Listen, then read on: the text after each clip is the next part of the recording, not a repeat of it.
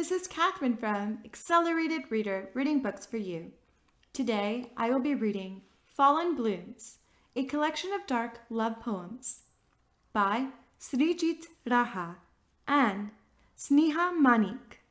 Before I begin reading, I would like to give a big thanks to the authors for sending me this book to read on my channel. In the description below, I've included links for me to find and purchase this book. Don't forget to like and subscribe. Fallen Blooms, a collection of dark love poems. SRIJIT Raha, SNEHA Manek. Foreword. Gentle reader, I use the old-fashioned term to address you because I like it and because I know that only the more gentle type of person is likely to care much for my poems. As the description says, it's the collection of intriguing and dejected love poems that has the power to make your heart heavy. You must have read variety of love poems, and mostly poets deals with the sweeter part of love, but here in my collection I felt to bring forth another shade of love, perhaps another shadow of it that is concerned with loss and grief. So, in order to make my readers understand my poems and the symbolizations nicely, I have given the descriptions after each poems. I have given my best and enjoyed a lot while writing this small collection, and really hope my readers will love reading them too. Thank you for taking the time to read this book. Thank you for taking time to read this book. SRIJIT Raha.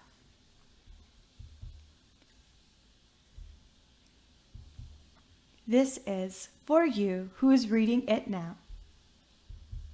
True love never dies. My heart had croaked that night. I lost thy breathe. The petals of love robbed with vows, unfulfilled, crushed in bed of yours, where the moonlight glimpsed. It seemed like my mistress, resting in milk, brushed with mint and lavender pink, dressed with beauty untouched, untrimmed, lured my soul to fly to thee, to freshen my hollow heart with thy breath. I clung to thy breast and quaked with dread. Thy bones lay cold and lifeless pale. My broken spirit ached with pain. This pain is mine, it belongs to me. My torment is my blood, it breathes. With every breath, it beats my heart. Within my tears, it weeps, and clench my finger to hurl my blood and paint thy name. With the twilight descending on the braes, I hear a lonely bird trill. The most soulful melody I ever heard seemed as if thee within. Isn't she supposed to be in her warm nest, quiet in slumber, together with her mate? I ran after its wings to catch a glimpse, amidst the haze guarded by souls, until I fell in crunching leaves, and found thee far away fading in blues. Poems Analysis. The poem True Love Never Dies portrays the mourn of a husband who lost his mistress and tried to find her everywhere and in every being. The lines invokes the depth of feelings he has and his depressed sense of actions. In the very first stanza, we find the sense of loss, where the husband's heart broke as he lost his mistress. The petals of love, roses, robbed with vows that the husband had made to his mistress, remained crushed in the bed of his mistress, unfulfilled, where the moonlight glimpsed. In the second stanza, he thought that his beautiful mistress might be resting in a tub of milk, brushed with mint and lavender. Here, as the moonlight gets reflected in the white bedsheet, it seemed as bright as milk scented with lavender and mint. So his soul rushed to his mistress, to hear her sweet voice. In the third stanza, he clung to her arms and got shocked with fear as his mistress's body lay cold and lifeless, and his spirit broke with pain. Then his depressed feelings and actions have been portrayed. In the last stanza, with the twilight descending on the surrounding hills, he heard a lonely bird trill, and its soulful melody attracted him so much that he found a touch of his departed mistress's voice in it. He ran amidst the mist after its wings to catch a glimpse of that bird, but fell in crunching autumn leaves, and he thought he noticed her mistress in shape of that bird, fading far away in the deep blue sky. Loveth oft hurts. Thee mistresses art masters in hiding thy words, did dress up with secrets and perplex affairs. So doth I crave to studieth thy heart, nudge thy soul, and seeketh me there. Buds doth, hasn't, pollens, huddled in groups, so doth the heart portion by bees, gulping thy nectar for me to starve, and flare with woe, quitting nigh barbs. Breathes, shalt, pauseth to graves of timeth, those hearts may loseth the warmth of lust. Thy tears may reside in eyes of mineth, but they have lost thy dearest steadfast. Petals hasn't fallen to maketh thorns thriveth. Longeth hath passed the lovers, yet their ode survives. Poem's analysis. The poem Loveth Oft Hurts is about a man who is frustrated with his lusty wife. His wife is having multiple illicit relationships with outside men. Instead of this man loves his wife and believes in future that one day his wife must realize her mistake and the true love of her husband, but he may not be present in this world by then.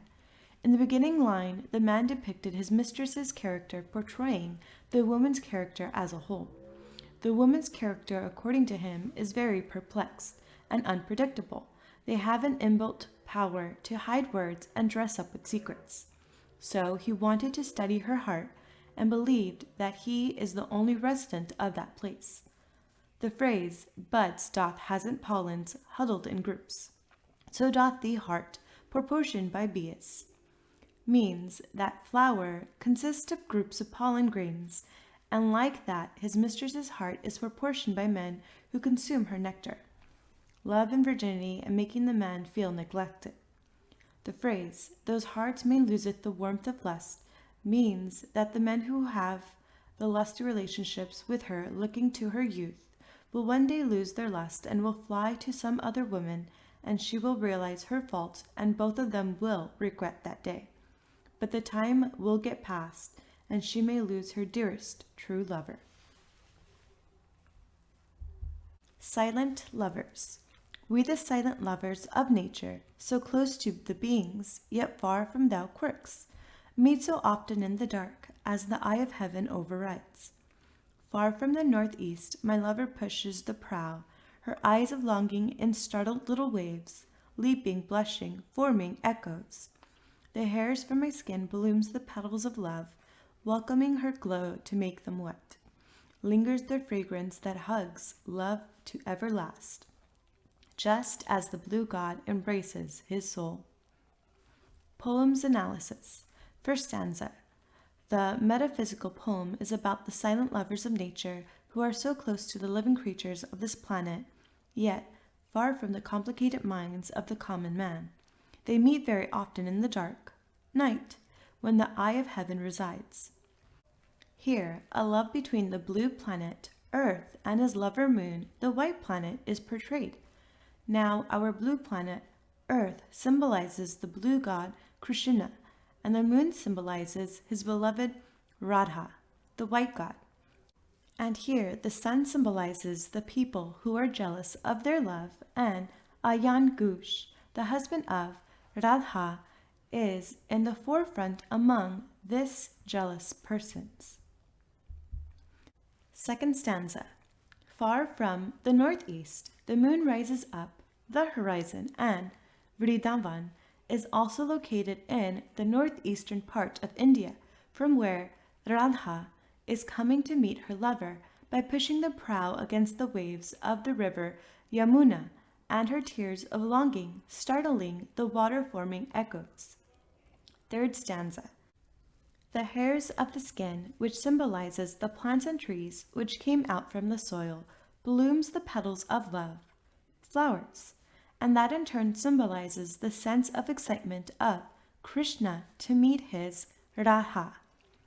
The sweet blossoms welcomes the glow of the moon, which symbolizes the glow which arrives from the body of a deity, Radha, when she reaches the shore, blessing the creatures of the planet.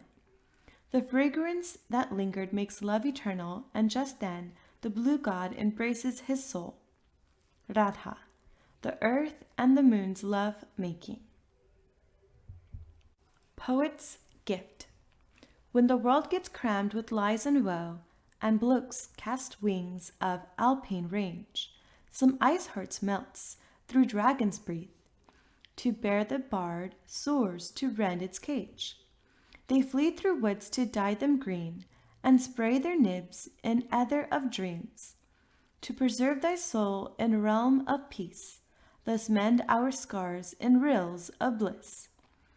They die in tomes of ink-stained leaves, their soul in letters rolled with rose, that flits to land of romantic fools, craving their warmth in bridegroom's oak. Poem's analysis. The poem, Poet's Gift, is about the contributions of poets in the day-to-day world where human minds are losing humanity and getting themselves indulged in warlike situations. These poets drenches man's mind and soul in the pool of peace and makes attempts to prevent their rage by their touch of romanticism. First stanza. When the world gets filled with lies and woe, and men can't prevent their anger, and their mind gets filled with brutality, some soft-hearted people who have the touch of romanticism gets frustrated by these anarchy, and thus the bard souls comes out from them to liberate the men from these jealous deeds. Second stanza. These poets runs through the woods to paint them green and spray their nibs in the sky of dreams, and thus through the flowery romanticism they introduce their minds towards the realm of peace. Third stanza. These poets' hearts remain in their written verses, and their soul gets trapped in the letters of these lines, and they gets transferred to distant lands by men whose minds gets free from odds, and there some lovers uses these lines to get their love. Spirits do love. The night was cool with elfin breeze, smooching one's soul to eternal freeze. I strolled through the haze of moonlit lane, where oaks buried dead in melodious trail. Amidst the gloom I whistled my way, but found the woods so strangely still, that seemed like shadows just ceased their play, as if these scents rival within. Half a mile I walked almost, when I noticed a figure in the murk, a girl in teens with crimson smile, wavering her hair clinging to the waist. I quickened my pace to gain her soon, to drench my soul by her voice, but found her fused with fogs of Hurst, together with cluster of glowworm orbs. My sense stuck aroma of tuberose elm, and wits got charmed with bussing breeze. I found myself in weary dream, my hat rolled afar in blustery scream. When the eyes caught glimpse in dazzling light, I found me lying in fronds of clove. A chit lay crumbled in palm of mine, scrawled in it, spirits do love. Poem's analysis. The poem, Spirits do Love, has a dark yet sweet tone where an young boy narrator encounters the spirit of a girl who is craving for love. Although the boy at first was unaware of the spirit and thought her to be a normal girl, so the consequence can be dreadful to some of you and funny to some. First stanza. The night was cool and comfortable breezes seemed like fairies kissing the soul of passerby. The narrator walking through a lane on a moonlit night where the surrounding oak trees made a sweet melody to hide the dead who are buried in their soil. Second stanza. Amidst the gloom and mist the narrator whistled his way and found the woods so strangely still that seemed like the shadows just stopped their game when they saw narrator in their place. Third stanza. Half a mile he walked almost when he noticed a teen-aged girl standing in the middle of the lane. She smiled and wavered, her hair hanging to her waist. Fourth stanza. He then walked quickly to reach her soon and hear her voice, but as soon as he reached near her, she vanished in the fog of the Loch Hill, and only there were clusters of glowworm flying. Fifth stanza. Suddenly his sense struck aroma of tuberose flower and elm, and he got charmed by a sweet breeze fainting him. His hat rolled far away in a ghostly scream. Sixth stanza. When his senses revived and he opened his eyes, he found himself lying in leaves of clove. He got a chit of paper lay crammed in his palm, where it was written in broken letters, "Spirits do love." Death of a poet. The dead poet rested beside the creek, muffled and tucked in tulip sticks. Rocks mouldering down the steeps. The poet was lost, gone in his Eden of thoughts. The glorious aura of his oeuvre failed to allure his fellow counterparts. He who was never endorsed, wore a lay of the blues, faced the dawn as the new light does, yet stabbing his gash over and again, bleeding darker to pain regain. Sylvia Olds might have aided him, hid his tears, but failed to win him faith. He surrendered. Fallen leaves kissing his corpse, letters fled from the dark of his yawn, and the creek gulped those which were never heard again except broken lovers who muttered the creek sounded like a love poem. Poems analysis. The poem Death of a Poet portrays the death of a poet whose creations were never recognized by men, although his creations were magnificent and had the justified aura of art. Except the broken lovers who understood those meaning and praised their unknown poet. The dead poet rested beside the river, silently covered in tulip flowers, and rocks from the surrounding steeps decayed and fell over his corpse. The poet was lost in the heaven of arts. The magnificent aura of his creations failed to fascinate his fellow countrymen, and thus his works remained unrecognized. He wore the garland of melancholy, and from that depression one day he committed suicide. The great poets like Sylvia Plath, Sharon Olds might have helped him, hid his tears, but failed to gain him faith. Thus he surrendered. Dry autumn leaves covered his corpse, and his written works blew and settled in the river, which were never heard again except the broken lovers who noticed it and read those lines from the torn wet papers and praised his works. Roses have thorns. When an innocent bud of a white rose wants herself to bloom, the dark shadows of the black hands makes it gloom. Dare thee fell in, don't try to flinch their dreams, as they have thorns which can make thee scream, and ooze out the dark blood from thy mind. Efface these debunk thoughts from my mind, to make them weaker, as they are the mother of nature, who can do anything to save their young buds, and can also destroy them at once when they lose their character. Poems analysis. The poem Roses Have Thorns is a slight change of taste, as I wanted to show this poem not directly as a love poem, but as a gruesome and bizarre lust poem. The lust that forces some men to go insane on seeing a girl and make them to carry out evils on women. The readers can also sense a taste of women empowerment in this poem. In this poem, an innocent bud of a white rose symbolically means an innocent young girl having pure white soul. She wants herself to bloom to her youth, gain freedom, but the dark shadows of the lusty man with black minds wants to make her gloom.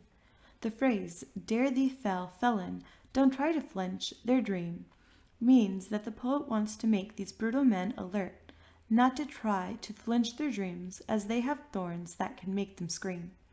Here the self of a woman is portrayed through a rose plant.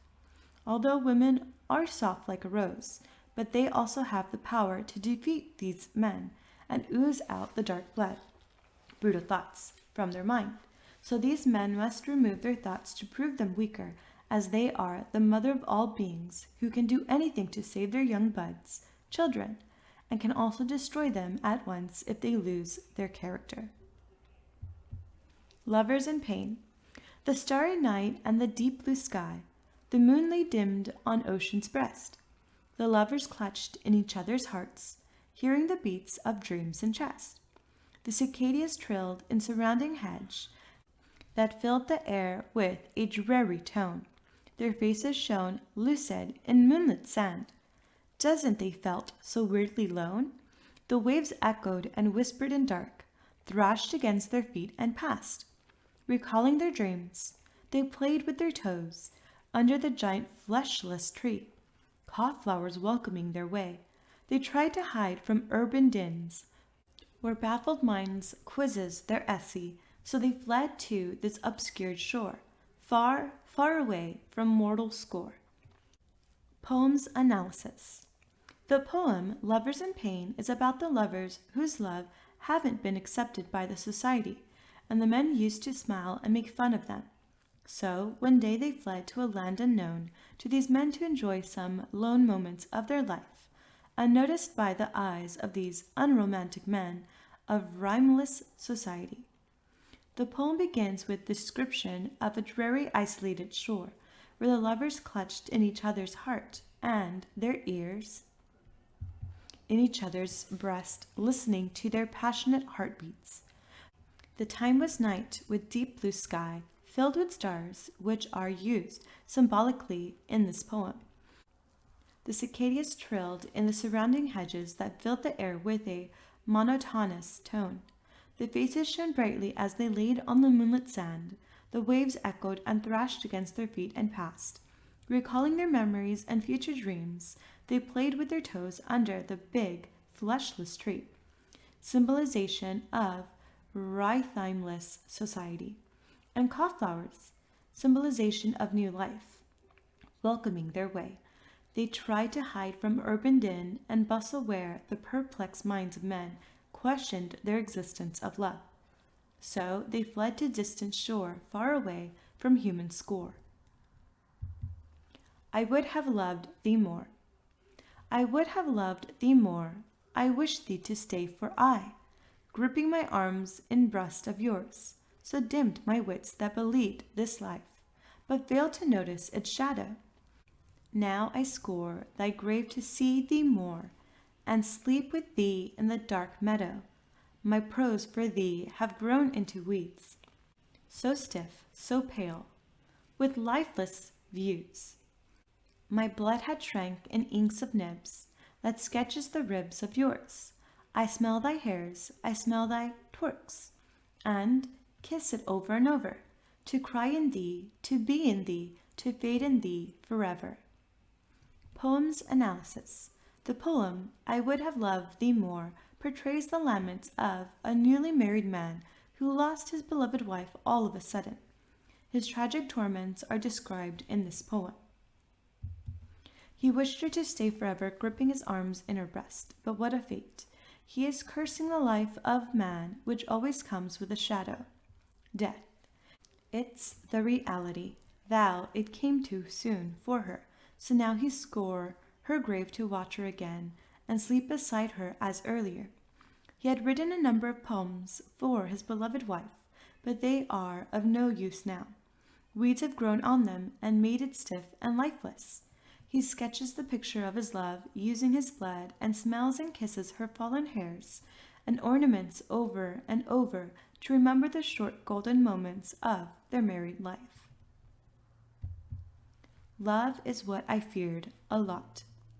Love is what I feared a lot before we met in a dream. She took my hands and gazed in my eyes, and we arrived in reality. She noticed me first and stared a while. Me too, in wonder. I rushed to her, and she to me, and thus we surrendered. She loved to talk all day long. My ears were open to her lips. I thought this life so neatly woven, just there the fault it keeps. That eve called me with a Satan spell, I found my bed empty of dreams. I darted high and low to find her, though nowhere I found my soul. All of a sudden I tripped in the dark. My arms got swamped in sticky, cold blood, and touched a shoe drenched in mud. Just then, from distant hills in hazy moonlight, I heard the howl and wailing of wolves, and stood still, grew pale. My nerves shrank and finally swooned. Life is but a dream of dead that arrived with joy, with shadow of dread, wandering to make you fall in the end. That's fate, that's life, poor life. Poems analysis. The poem Love is What I Feared a Lot is about a couple who met each other in a dream and arrived in reality one day. They both were so close to each other as they were in love from their dreams. They believed that their life was neatly woven, but joy comes with cry and life comes with death. Thus the tragedy took place one day. The man was in deep slumber when he heard a bell and found his bed empty. He wandered high and low, but could not find his mate. Suddenly he tripped in the dark and fell down in crunching leaves. His arms touched the cold, sticky blood, and his toe touched a single pair of shoe of his mate, drenched in mud and blood. Just then, from distant hills, he heard the howl of wolves, and he stood pale, and his nerve failed. He understood the tragedy that took place with her beloved. So he called life a dream of dead that arrives with joy, with a shadow of dread, trying to make you fall every time. That's fate, that's life, poor life. The end. Gracious. If you loved my work, please do write a review for me on Amazon.com. You can also email me your feedback, rahasrijit@gmail.com. I would love to hear from you.